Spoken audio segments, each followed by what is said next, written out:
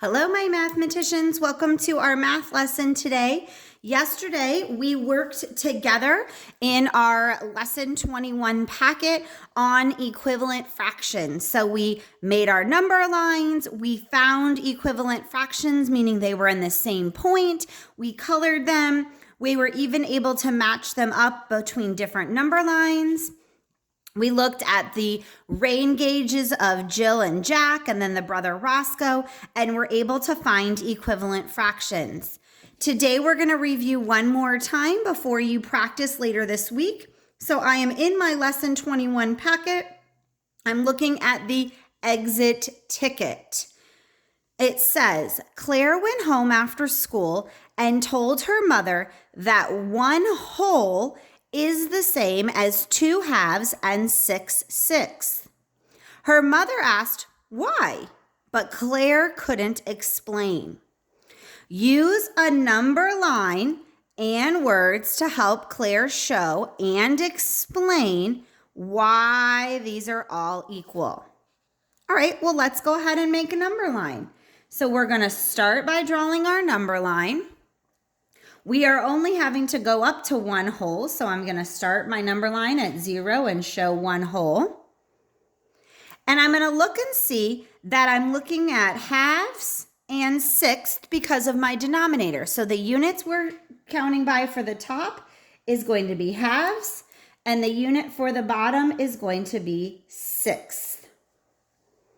So we know that we have 0 halves to start.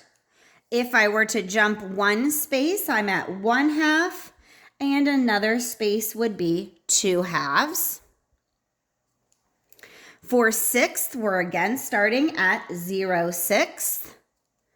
If I were to jump 1, it's going to be 1/6, 2/6, 3/6, 4/6, 5/6, and 6/6. So I know by looking at my number line that 2 halves, 1 whole, and 6/6 are equivalent because here they are on my number line, but we also need to put this into words. So we're going to say 1 whole is equal to 2 halves and 6/6 because they are at the same point on the number line from 0. We also know that 2 halves and 6/6 show the entire whole filled in. And you might remember we talked about this. If I have 2 halves, it's broken into 2 pieces, but 2 are filled in, so the whole thing is filled in. Okay, so when it's asking for us to use a number line in words, we have to show by breaking our number lines apart, find the same point, making sure that they're the same size whole, and use our words to explain. So take your time, pause if you need to write down all of this. If this is confusing you still, please make sure that you message me. We've also practiced in our small group in our practice book.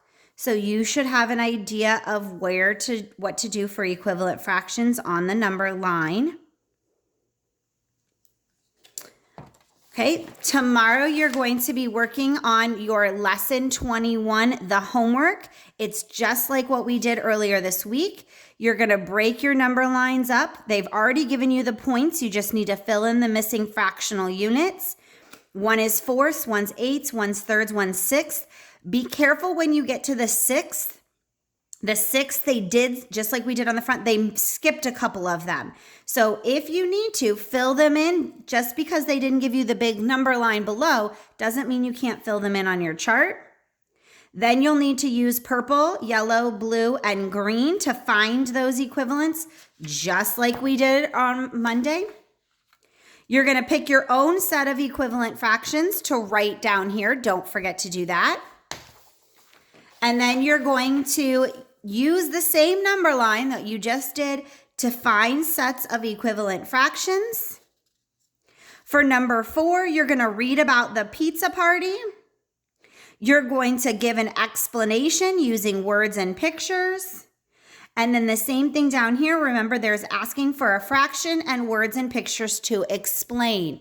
So we've worked on this together about using words and pictures, and we just did it again today, pictures and words. So when you are completing your practice on your own, make sure you refer back to what we've done this week to help you.